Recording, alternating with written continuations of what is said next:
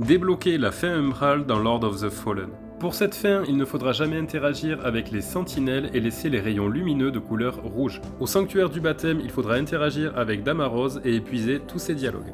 Il faudra ensuite aller libérer Garlind, le forgeron. Un peu plus loin, avant le combat de boss avec Gaverus la Douce, il faudra épuiser à nouveau les dialogues de Damaros. A partir de là, il n'y aura plus qu'à suivre le cheminement pour s'engouffrer dans les profondeurs et battre Dervla la Magistère, ce qui nous permettra d'accéder au giron maternel. Pour accéder au giron maternel, il faudra tout d'abord se rendre auprès de Molu afin de lui acheter une motte de résidus ombraliens. Il n'y a plus qu'à retourner dans les profondeurs donner la motte de résidus ombraliens afin de pénétrer dans le giron maternel. Dans le giron, il faudra interagir avec le petit PNJ afin de récupérer une gousse de Damaros. Il n'y a plus qu'à se rendre dans les gorges de Fritzoi au niveau du temple d'Adir afin de donner la gousse à Damaros, ce qui aura pour effet de le tuer.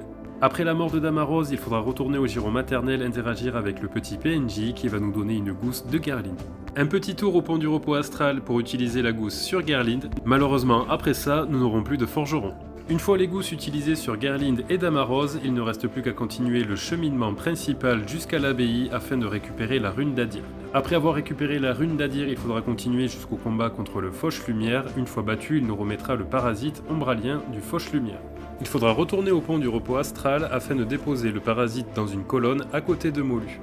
Ensuite, il faut retourner au giron maternel afin de se soumettre éternellement à la volonté de la mère putride et récupérer ainsi la rune d'Adir érodée et la gousse de Melchior. Il faudra continuer l'aventure jusqu'à arriver devant le fœtus d'Adir où il faut utiliser la gousse de Melchior sur lui. Maintenant, il faudra retourner dans l'une des premières zones du fief afin de retrouver Pérégrin de Fer. Pour le voir et interagir avec lui, il faudra basculer dans l'umbral, puis utiliser la rune d'Adir érodée afin de récupérer son parasite.